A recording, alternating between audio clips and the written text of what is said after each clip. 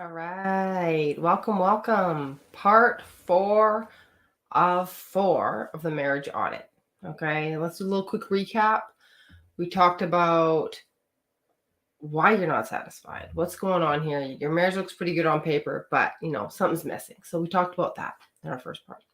And then we talked about the 4 mortal sins of marriage. We went down the Gottman 4 horsemen and what are things that must not be in your marriage or it will sabotage your marriage.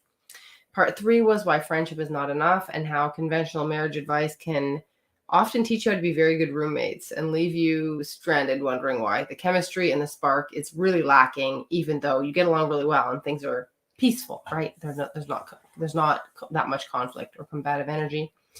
And part 4, what we're doing today is tell me what you want. And because I'm a child of the 80s, all I can think is Spice Girls, but I will spare you. Or, in the Notebook, what do you want, right? What do you want? You got to know what you want if you want to get what you want. It's very, very important. So if you want to go back, those are all available in my Facebook group for women where we're working on creating amazing marriages. Message me if you want the link to those. If you can't find them, you can watch all the way from the beginning right to now. So why do I ask this? Why is this the last part? It's because you cannot audit your marriage based on what other people want in their marriage. Women will say, like, is it normal to feel this way? Is it normal that my husband does, or doesn't do, or we feel or we don't feel? And it's like, normal is not a good barometer. Normal is divorce. Normal is unsatisfied marriage. Normal is staying together for the kids.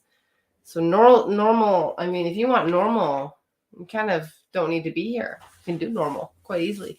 Normal is how we operate based on our childhood conditioning, based on the wounding in our family of origin. Like normal is, normal is pretty attainable. We can do normal. So you don't need any help with that. And so what you want is on the other side of that question, right? Is it normal that, we kind of feel like roommates?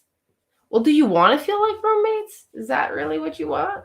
Well, no, but if it's normal, what I hear in that question is, will I be disappointed if I allow myself to come in contact with my desire for passion and romance? Will I be reaching for the impossible? Will I be only setting myself up for pain if I really admit to myself that no, this is not okay. This is not really what I want, and that I feel a lot of sadness in this situation. I wonder if that makes you feel like you're ungrateful, right? Like, oh, well, it is pretty good, right? Like, he's a good roommate, he's a good husband, he's a good father, and he can be all those things, and we won't take that away from him or from you. He can be a very good man, and I have no doubt he is a very good man, and that's why you chose him. And when we talk about what you want, it's not about changing him. It's not about not valuing what he's already offering. It's about honoring what's coming out of you, being with it, facing it, accepting it, and saying, okay, well, what do I want? When you ask that question, I want you to sit with it. What do I want? What emotions come up in you? What do you feel in your body when you ask yourself a real question like that? Because that's where the real work begins. That's where I meet you. That's where we can start on the trajectory of extraordinary relationship. What I call the real life love story. Not the rom-com love story. If you notice in the Notebook, I thought this was hilarious. Courting phase, big blank spot and then in there, the funeral. They're at the old folks home together. All those stressful years of child rearing are just gone, right? We see very few depictions in media of real life love stories of people having passionate connections in the midst of rearing children, in the midst of paying their mortgage, in the midst of not, being on their anniversary trip to Paris or something like that. And it does us a big disservice because we don't know what's possible. We don't know how that is created.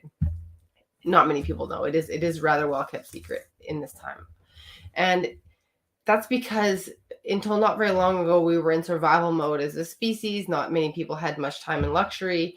And we have the freedom to say, what do I really want? I'm not actually in danger of starving anymore. Or my kids, they're okay. I can get off this hamster wheel for a minute.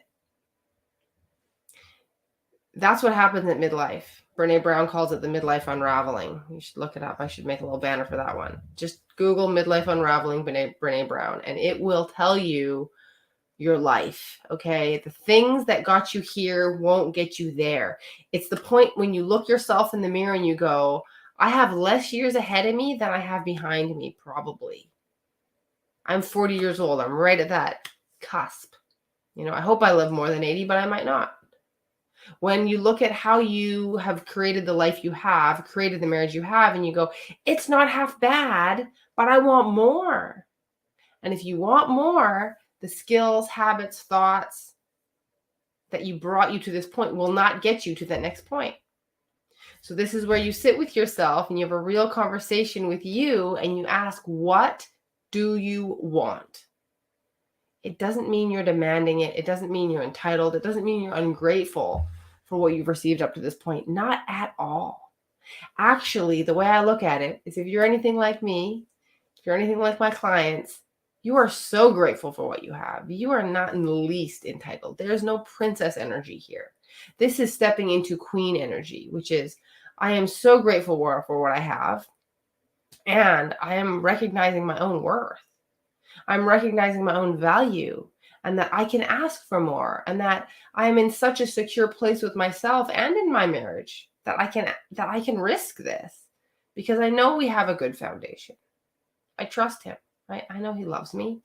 And how can I show up more fully in such a way that I might actually get my desires?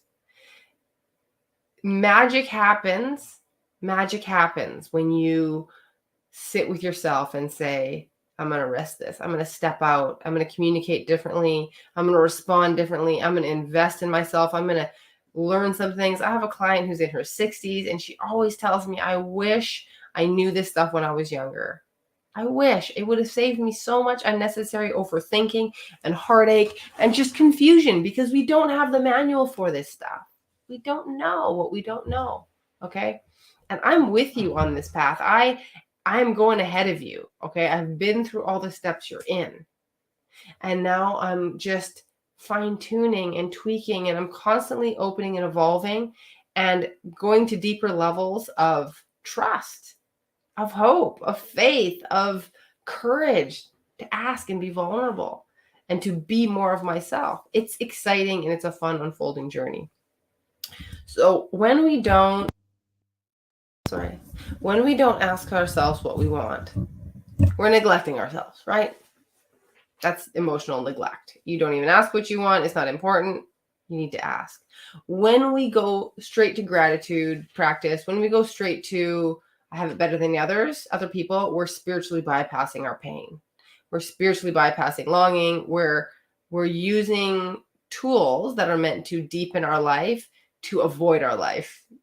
This is nuanced stuff. And if you've been in this journey a little while, you might go, oh, damn, yeah, that makes some sense.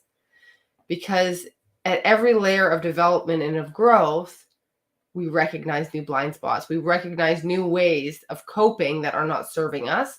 And we want to shed those and take on more healthy and effective ways of navigating this life and navigating relationship. One of the things that we do in this effort to feel good is we manage our husbands. And we say, oh, he doesn't like this, he doesn't like that, or he gets upset when this happens or that happens. So I'm going to curate his environment, and I'm going to curate my behavior for him so that he doesn't get upset, right? And we call it love, and sometimes it is. But it's also us avoiding our feelings. Instead of facing what feelings that might bring in us, we say, I need to manage him. I need to make sure he acts some kind of way. So this path that I'm leading you on, that I'm nudging you towards, is one of even deeper self-accountability, even greater capacity to process our own emotions, to feel our own emotions, to take our power, to respond in a way that is dignified and loving and honest and vulnerable and real and raw, and taking that and going, okay, maybe I can say the thing, right? Maybe I can have that conversation. And I'm not saying it will go perfectly. I'm in no way guaranteeing his response, because that's not what this is about. The beautiful thing about marriage is it's a long-term investment and your horizons are big. So you can try again and you can try again. It's much easier if you try with a mentor. It's much easier if you try with a proven system, because you're not just, throwing darts blind. And that's what I'm here for. In my one-on-one coaching or in my Happily Married Woman program, you can have a framework to follow, which is like an anchor and like some guardrails, which takes the chaos out of it, takes the fear out of it, which is really wonderful. Another way we can divert ourselves away from our desires and what we really want is by reading all the self-help books, figuring it out, figuring him out, figuring me out, perfecting ourselves. I could get in better shape, or I could be a nicer mom, or I could just be better. And it's like, yeah, sure, we all could. But what do you need? What do you feel? What do you want? You can't read that in a book. Only that can come from you. And it will be charged. I want you to do this exercise. I want you to sit in some silence and ask yourself what you want and let the emotions flow. That's your path. That's your golden path, which is your one and only unique journey in your life. It's your real life love story with yourself and with those you choose to love. And no two people are alike. I don't tell you if your relationship is right or wrong, or if it's normal, or if it's good or bad. I ask you, how do you feel about it? What do you want? What part of those feelings are things you brought from your childhood? What part of those feelings are about your husband? How do you want to interact with those? Are you nurturing yourself? Are you happy with the decisions you've made for your own development, for your own passion and joy and just pleasure? Have you taken life?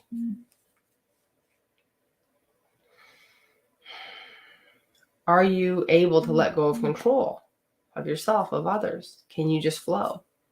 Or you got things under a tight grip?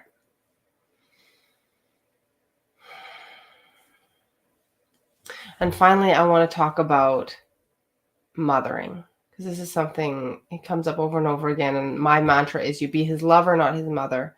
As women, we spend so much of our lives mothering people, mothering our children, sometimes mothering our parents, mothering friends. We're doting, we're fixing, we're helping. And when we do that with our men, it backfires. I talked about friendship before. Friendship ain't bad, but worse is when you're the mother and he's the son. A really powerful man will resist that and he'll resent that. And a man that's a little bit more passive will accept it, but he won't be attracted to you because now you're his mother. I'm going to get more into this in the next series when we get deeper into chemistry and the like. But all this is in my Happily Married Woman program. The 4th module is all about being the lover. The first one is about getting real with yourself, honoring yourself, knowing your worth. The second is all about the man, the masculine. How does he tick? And the third is putting it all together with communication. So I want to know what your takeaways are from this. I'll drop it in the comments later, this Happily Married Woman program. But I want to know, what did you learn about yourself? What did you learn about your marriage? What did you learn about your desire? And what do you want? Okay. Post it in the group, send me a message, reach out, because we need to do this together as women. We're not meant to operate in isolation. We do it better together.